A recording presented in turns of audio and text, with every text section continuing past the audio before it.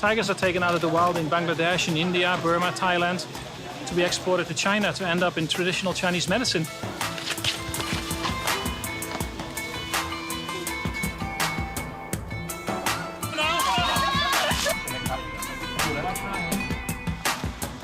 Since then, these 7 tigers exploded into 147 tigers.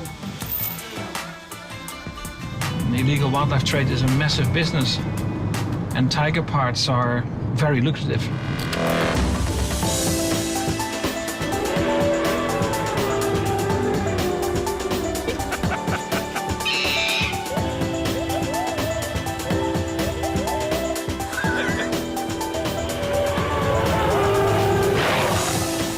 My name is Edwin. Rescuing animals is my life. Every day is an adventure, not knowing what kind of animal is gonna need our help.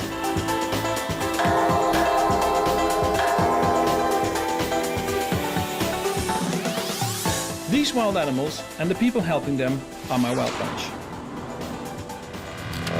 Edwin Vik runs the largest wildlife rescue centre in Thailand. Today, he's on his way to one of Thailand's national broadcasters. He's going to be interviewed about the Tiger Temple.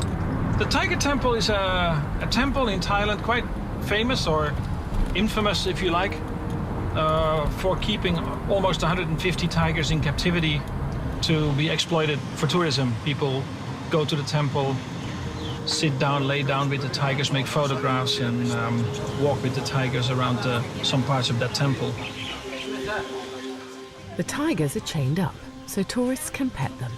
The temple has been controversial for many years, with rumours of vast profits made from exploiting their star attractions. No photo. The Tiger Temple abbot always states that all the money goes towards the tigers and making new enclosures for the tigers and feeding them.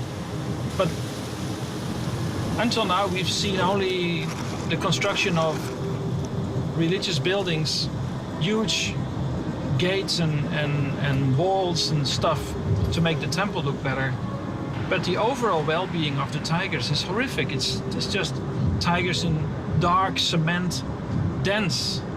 A human jail is paradise compared to the places where these tigers are being kept during the day and the night. It's only a few hours a day that a few of them come out to play with the tourists. The majority of the 150 tigers in the temple are just being kept in horrific conditions, and people don't see that.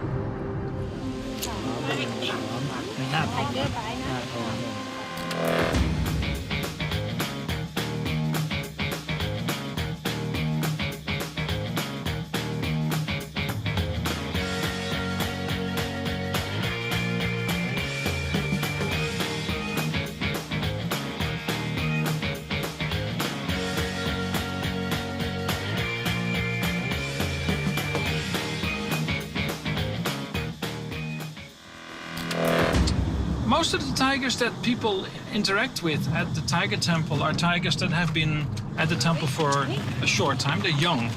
They're not the oldest ones. A really older tiger, male or female, will not be easily controlled. The tigers that are enacting with the tourists are those ones that are a bit younger. Some of them young adults, some of them just really juvenile. They can still be controlled.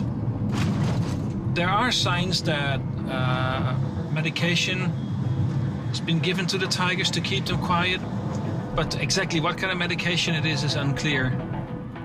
Even young tigers can be dangerous. There have been some reports of visitors and staff being injured by tigers. The temple has dismissed these stories as unsupported rumours in the past. But in May 2015, some unexpected news broke, which temple staff could not deny. The temple's abbot was seriously bitten in the face and shoulder by one of the tigers. According to local sources, it was a male tiger raised by the abbot himself at the temple. Edwin has also heard rumours of the temple's connection with the illegal wildlife trade.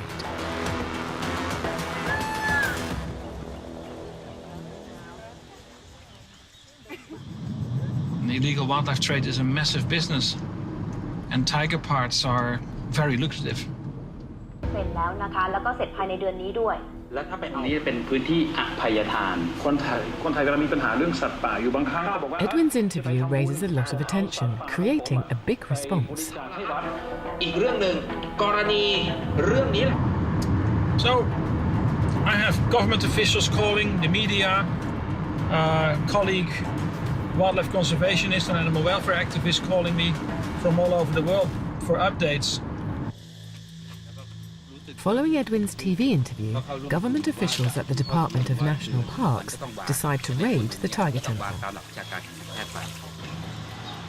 It is reported that 3 of the temple's 147 registered tigers have gone missing. A question mark hangs over the temple's role in illegal wildlife trading. International media begin to pick up the story, and pressure is growing on the temple's staff to explain the situation.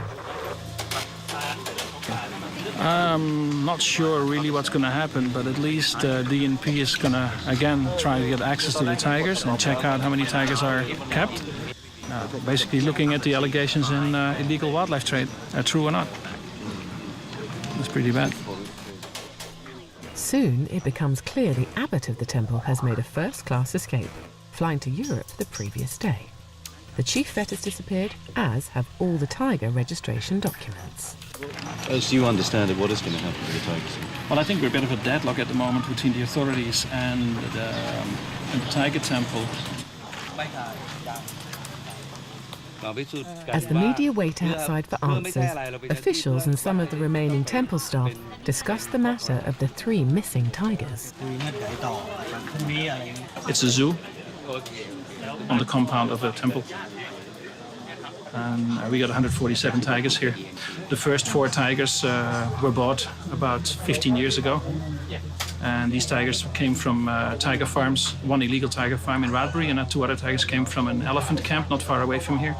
They were purchased in 2 at a time and taken into this temple in 1999 and 2000. In 2002, the place was raided. 7 tigers were found, 3 offspring already by then. And since then, these 7 tigers exploded into 147 tigers.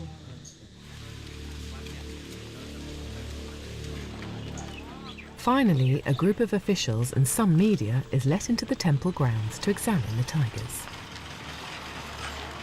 The temple began with only 4 breeding tigers. Their descendants now number 147 individuals. The high level of inbreeding has led to genetic defects, including poor eyesight and difficulty walking. These hind legs, you see, very unstable hind legs. That's a typical point of inbreeding. That's what you get. I just want you to absolutely make sure that you understand we are not here to take away the tigers. We want the best for the tigers, but we want the breeding to stop. Same page.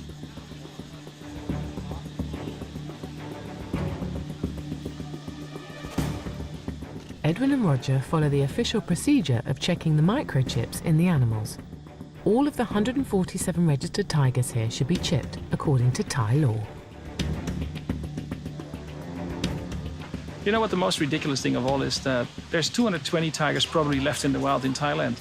There's 150 here, and there's another few hundreds in breeding centers like this all over Thailand. I would probably think that there's 10 times more tigers in Thailand in captivity than there are in the wild. And that's absolutely not necessary. The temple tigers are not candidates for reintroduction to the wild. After a lifetime of hand-rearing and human contact, they would not survive. They are also all hybrids of different tiger subspecies. The tigers that are currently found at the Tiger Temple are Bengal tigers mixed with Siberian tigers. They're a bit bigger than other tigers and quite distinct. There used to be 9 different subspecies of tigers in the world. 3 of them are by now extinct. The 6 left are basically distributed over the world in different areas. Now, if you start breeding Siberian tigers from the south of Russia with Malaysian tigers from the Malaysian peninsula, you get a different kind of breed. And for return back to the wild, that is not ideal. As a matter of fact, it's against the international regulations. Those animals should not be released back to the wild. So when you actually claim to be conserving wildlife, conserving tigers in captivity and breeding them for that, then you should be having pure race, the pure breed. only one subspecies mixed with its own species. And that's not happening at the tiger temple.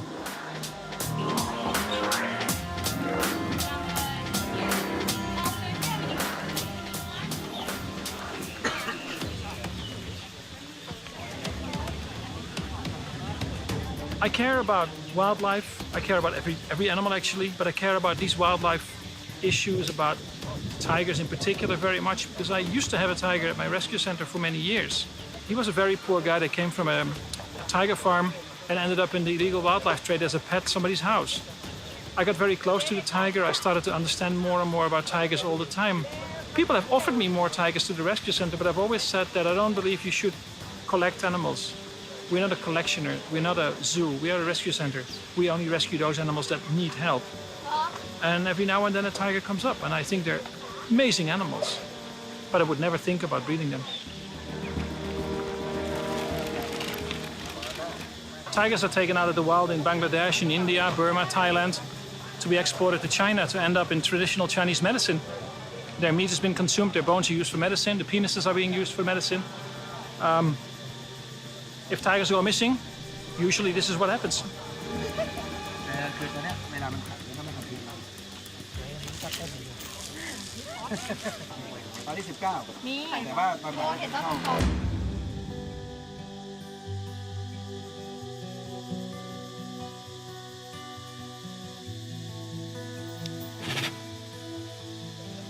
Well, I can't judge people really on what they do. I can't judge them really why they do these things. But in my view, in my mind, it strikes me as not very normal when an abbot from a tiger temple flies first class around the world and drives a Mercedes S500. The majority of the temple tigers are locked in their cages. During the DMP raid, they are taken out one at a time to be counted. Soon it becomes apparent that the temple isn't cooperating and the case won't be closed quickly. We are basically back at step one. People will not be charged for illegal wildlife possession or wildlife trade because they're monks, because they're protected by influential people. They will still charge at the doors, calling it a donation instead of an entrance fee. Same story. That started as a good day and ended as a bad day. If today we don't win, we'll give it another shot tomorrow. Going to stick with you, Edwin. To the end of the day. This work is not without a fight.